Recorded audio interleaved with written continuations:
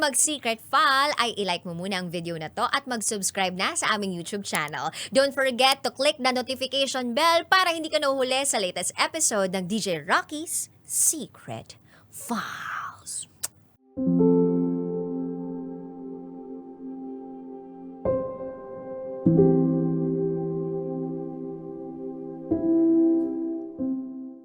Dear Titangelo at Rakitera,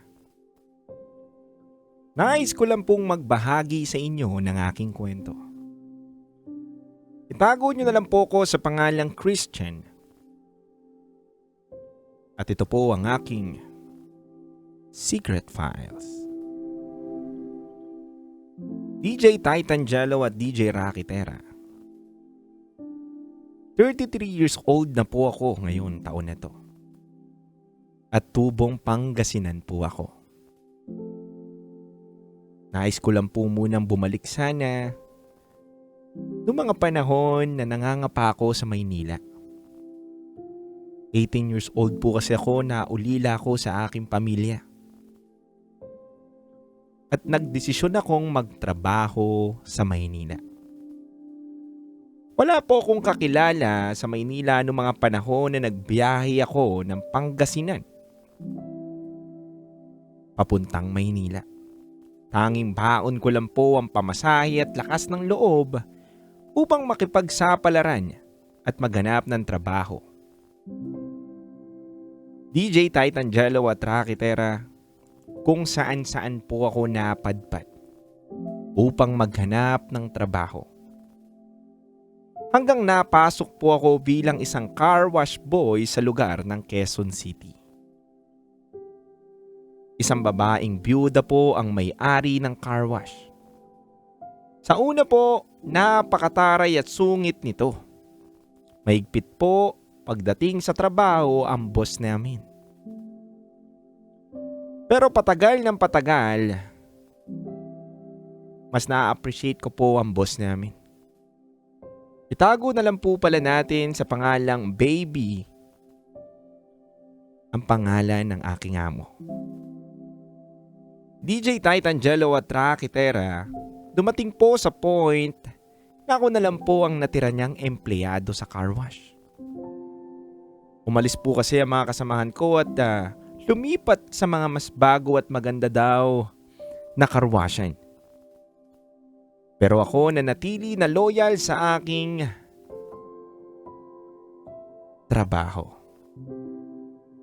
Doon na rin po sa pagkakataon na yon nakapag-usap po kami ng aking amo. Nakilala niya po ako ng mas malalim. At nakilala ko din po ang pagkatao niya ng mas malalim. Sa haba po ng aming naging kwentuhan, mas dun ko po napahalagahan kung paano po pala nila pinag-ingatan ang negosyo na pinagtatrabahuan ko ngayon. DJ Titangelo, nakwento niya po sa akin nung panahon na buhay pa daw po ang kanyang asawa. Isa daw po sa mga pinangarap nilang negosyo yung karwasya na ito. Matagal daw nilang pinag-ipunan at pinag-isipan para matayo daw nila itong negosyo na ito.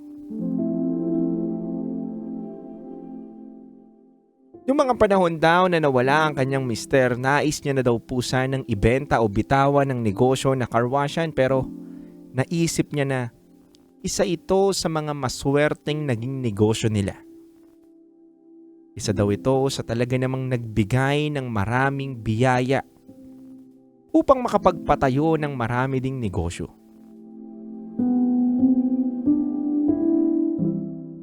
DJ Titangelo at DJ Rakitera,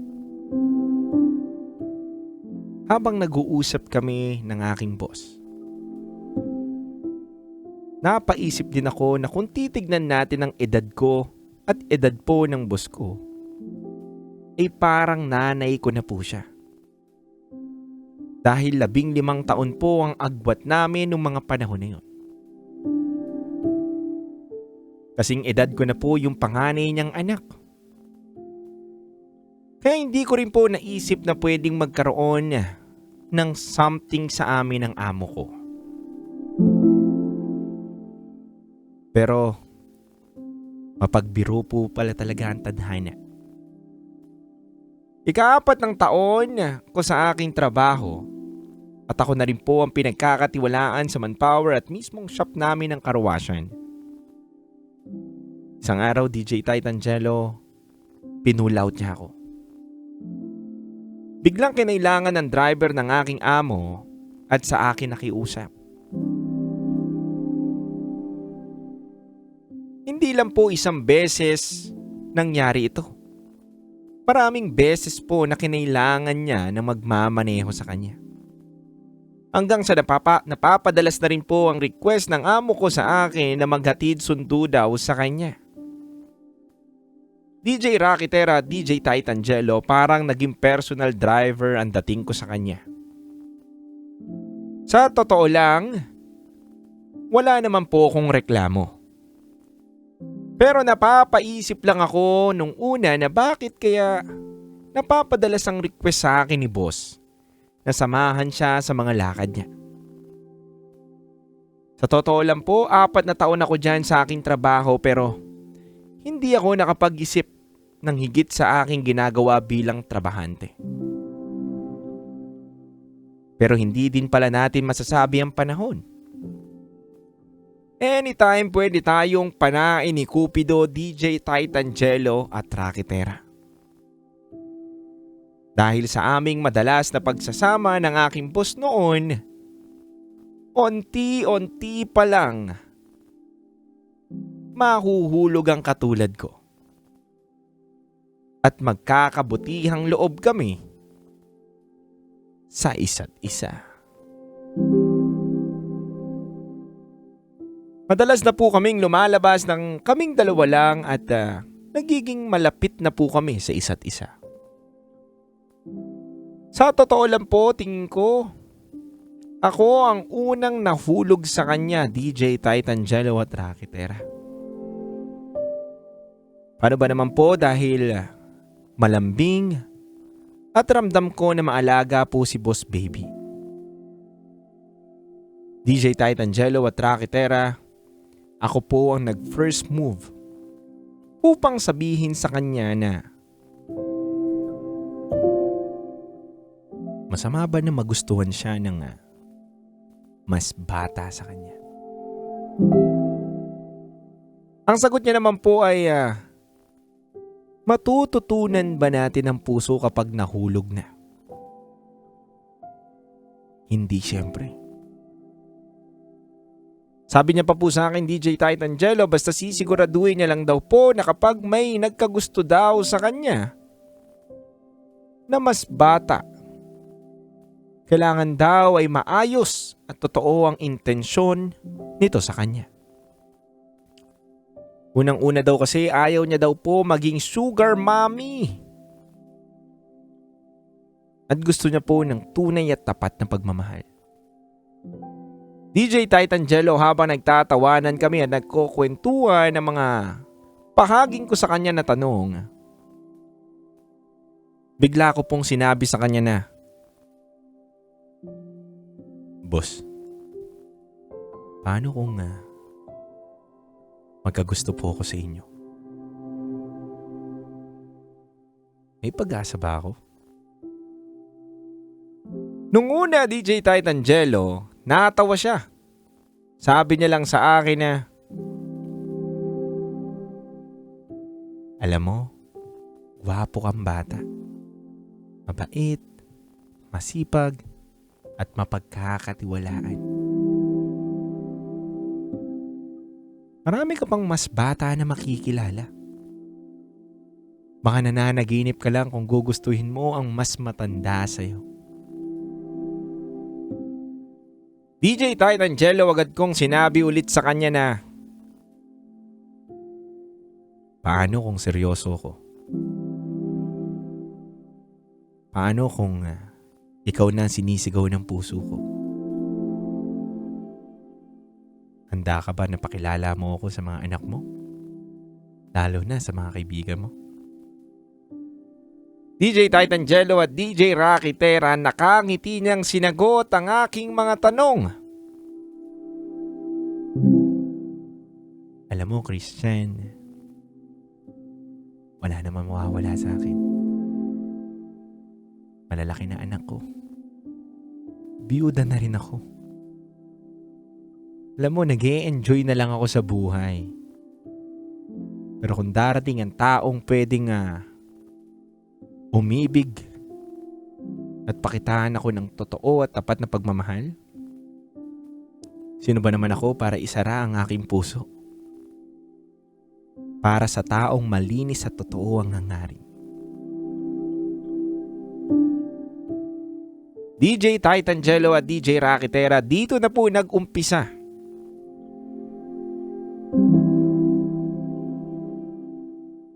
ang aming pagkagusto sa isa't isa. Pinakilala niya po ako sa kanyang mga anak at hindi lang po sa kanyang anak, kundi pati rin po sa kanyang mga kaibigan.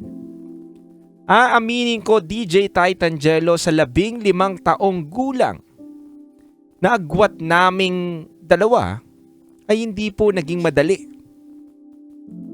para tanggapin kami ng kanyang mga anak at kaibigan. Marami rin po akong narinig na mga komento na hindi magaganda. At tanging pagtanggap lang po sa mga salitang hindi magaganda ang aking ginawa. Marami po akong narinig na sinasabi ng kanyang mga anak at kaibigan na gagatasan ko lang daw po ang kanilang nanay. Peperahan sa madaling salita. Paano ba naman daw na magkakagusto ko sa ganong edad? Ang bata-bata ko pa. Ang layo daw po ng agwat namin ng kanilang nanay. Hindi daw po bang masagwa yung ganong relasyon? DJ Titangelo at DJ Rakitera, doon ko rin po nakita ang pagmamahal sa akin ni baby. Pinaglaban niya po ako at pinagtanggol sa kanyang mga anak at kaibigan na marami pong sinasabi sa aming relasyon. At tanging sinabi niya lang po sa akin na kung tunay at tapat ang hangarin mo sa akin, hindi rin kita iiwanan. Mamahalin din kita hanggang dulo. DJ Titangelo at Rakitera, dito po ako nagkaroon ng lakas ng loob upang mas ipakita kay baby ang aking pagmamahal. Ngayon po, DJ Titangelo, napakatagal na po naming nagsasama. Nasa edad na po ako ng 33 at noong mga panahon po na inamin ko sa kanya na gusto ko po siya ay 22 anyos pa lang po ako. Ilang taon na po kaming magkarelasyon. At masaya at maayos po ang aming nabuong relasyon. Marami man pong panghusga nung una pero pinakita po namin na walang makakatalo sa pag-ibig na pwede namin ibigay sa isa't isa. Kailanman,